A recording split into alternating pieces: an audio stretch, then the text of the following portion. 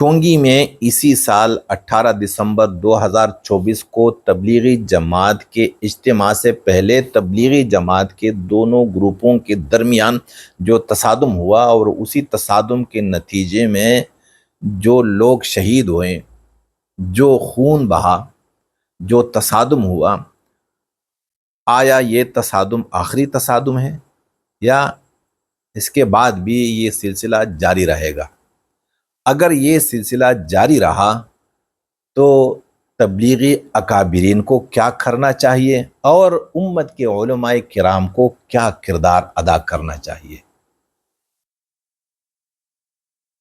ان باتوں پر میں آج بحث کرنا چاہتا ہوں، اگرچہ میں نے اس سے پہلے تبلیغی اکابرین کے خلاف بولا بھی ہے، کیونکہ مجھے اختلاف ہے تبلیغی اکابرین سے اور دونوں گروپوں کے اکابرین سے، ایک گروپ سے نہیں، میں کسی بھی گروپ کا حمایتی نہیں ہوں، لیکن مجھے تبلیغی جماعت سے اختلاف نہیں ہے۔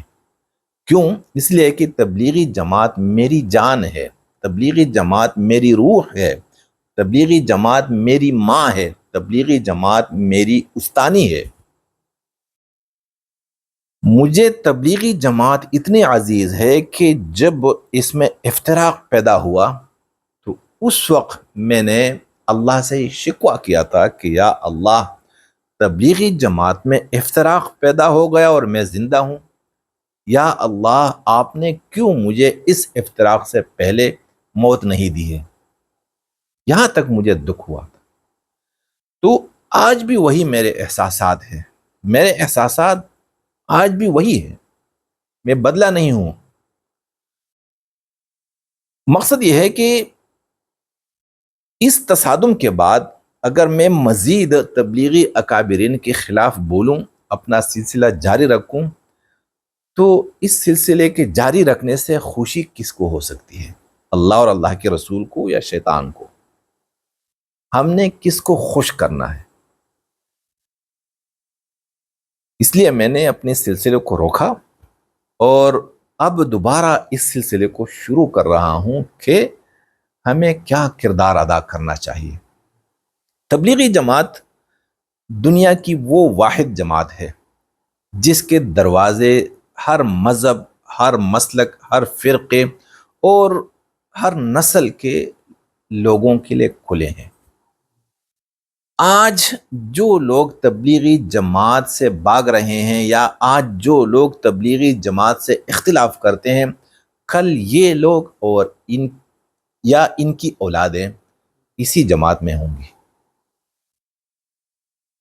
مقصد یہ ہے کہ اگر آج میں اکابرین کے خلاف بول رہا ہوں تو اگر اکابرین اپنی جو غلطیاں یہ کر رہے ہیں وہ غلطیاں دور کر دیں تو مجھے اختلاف نہیں ہوگا، میں بھی اپنا جان مال وقت اسی میں لگاتا رہوں گا۔ تبلیغی جماعت اس کو جماعت نہیں سمجھے، جیسے میں نے کہا، تو یہ ایک امت ہے اور اس جماعت پر جب برا وقت آئے گا تو یہ برا وقت جماعت پر بھی نہیں یا جماعت کی کسی گروپ پر نہیں ہوگا، اس کے اثرات پورے دنیا پر ہوں گے اور اس کے اثرات پوری امت پر ہوں گے۔ اس برے وقت سے پوری امت متاثر ہوگی اور قیامت تک کی امت۔ تو یہ نقصان جو آج ہوا، یعنی جو 18 دسمبر کو جو نقصان ہوا، جو تصادم ہوا، تو یہ سمجھے کہ یہ تصادم قیامت تک ہو گیا۔ لہٰذا میں ضروری سمجھتا ہوں کہ بھائی اس سلسلے کو روکنا چاہیے، یہ جو سلسلہ ہے اسے روک دیجئے۔ کیسے روکیں گے؟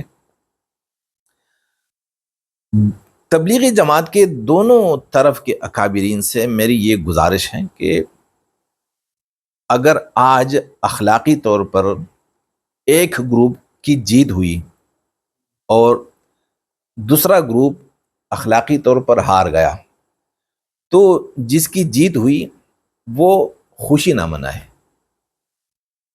کیونکہ آپ اگر جیت بھی گئے ہیں تو یہ آپ کی جیت نہیں ہے، یہ ہار ہے۔ اور جو گروپ ہار گیا اخلاقی طور پر، تو وہ تو ہار گیا۔ پھر آج جو جیتے گا، یعنی آج جو جیت گیا اخلاقی طور پر یا کسی طور پر، مثال کے طور پر بنگلہ دیش میں ایک گروپ جیت گیا، تو ضروری نہیں کہ ہر میدان پر اسے جیت ہوگی، کیونکہ تبلیغی جماعت پوری دنیا میں ہے۔ تو جیسے یہ تصادم بنگلہ دیش کے حد تک محدود نہیں ہوگا، یہ پوری دنیا میں یہ تصادم پھیلے گا، تو کل آپ کو دوسری جگہ پر ہار ہو سکتی ہے۔ آج اگر ایک جماعت کو ہار ہو گئی تو دنیا میں کسی بھی ملک میں وہ جیت بھی سکتے ہیں۔ چنانچہ وقتی طور پر ہار اور جیت سے متاثر نہ ہو اور اس سے دھوکہ مت کھائیں، بلکہ آپ بیٹھ جائیں اور اس پر سوچیں دونوں طرف کے اکابرین کو کہ بھائی اس تصادم کے سلسلے کو کیسے روکنا ہے، کیونکہ کام تو دونوں گروپوں نے کرنا ہے۔ تو آگے کیسے یہ کام چلے گا امن کے ساتھ جیسے پہلے تھا؟ تو ایک یہ ہے کہ دونوں طرف بیٹھ جائیں اور پوری دنیا کی تاریخ پر نظر دوڑائیں کہ پوری دنیا میں جو بھی جماعت بنی ہے، جو بھی مذہب بنا ہے، جو بھی مسلک بنی ہے، جو بھی پارٹی وجود میں آئی ہے، تو وہ پارٹی پھر ایک جماعت نہیں رہی ہے، اس کے ٹکڑے ہو چکے ہیں۔ ایک پارٹی پتہ نہیں کتنے ٹکڑوں میں تقسیم ہو جاتی ہے۔ تو آج اگر تبلیغ بھی 2 ٹکڑوں میں تقسیم ہو گئی یہ جماعت، تو بری بات بھی نہیں ہے اور بڑی بات بھی نہیں ہے اور نقصان والی بات بھی نہیں ہے۔ دونوں طرف کام کرے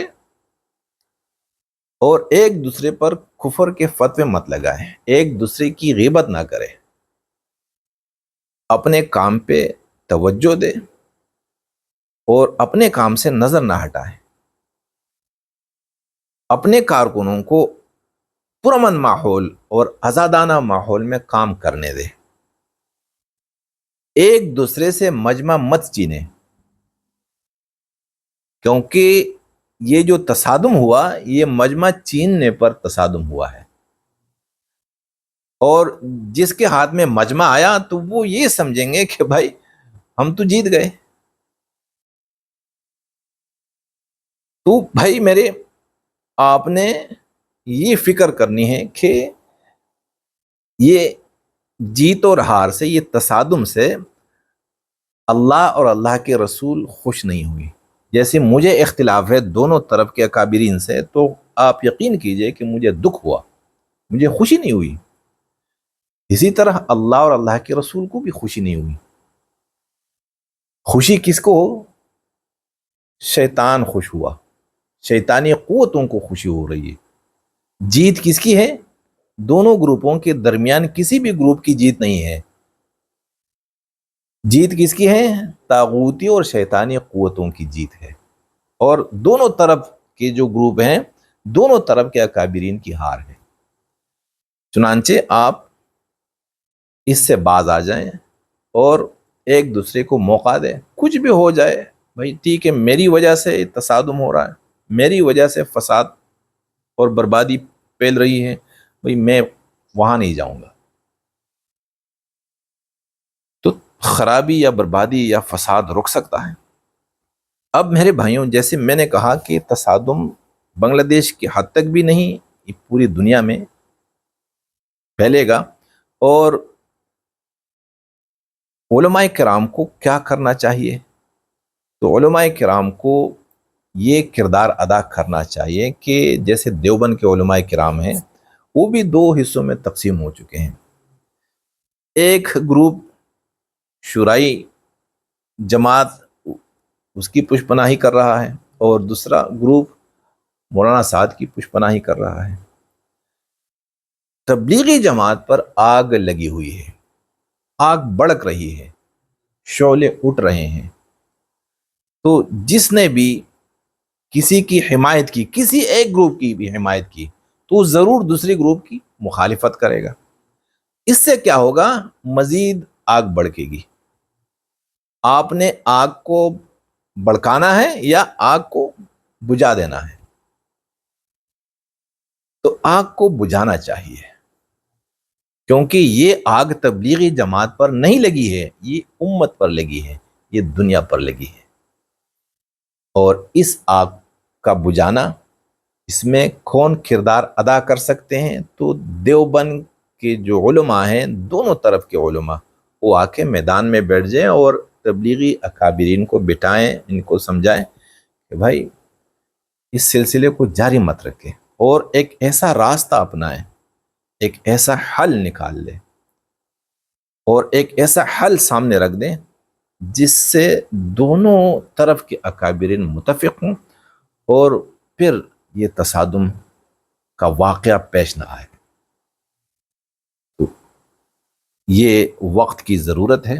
اگر علماء کرام نے یا میں نے یا آپ نے یا تبلیغی اکابرین نے آج اگر کوئی کردار ادا نہیں کیا، تو اس کا مقصد یہ ہے کہ ہمارے قول سے اور ہمارے عمل سے خوش کون ہوگا؟ شیطان۔ اور جب شیطان خوش ہوگا تو ناراض کون ہوں گے؟ اللہ اور اللہ کے رسول صلی اللہ علیہ وسلم۔ چنانچہ میں گزارش کرتا ہوں، درخواست کرتا ہوں، منتیں کرتا ہوں علماء کرام کو بھی اور تبلیغی جماعت کے اکابرین کو بھی کہ بھائی آپ ہوش کے ناخن لیں، اور اس تصادم کو ابھی آپ روک سکتے ہیں۔ اگر ابھی آپ نے اس تصادم کو نہیں روکا تو یہ تصادم پوری دنیا میں پھیلے گا، اور پھر یہ تصادم کا سلسلہ قیامت تک جاری رہے گا، اور اسی آگ میں صرف تبلیغ والے نہیں جلیں گے بلکہ آپ کی اولادیں جلیں گی اس میں۔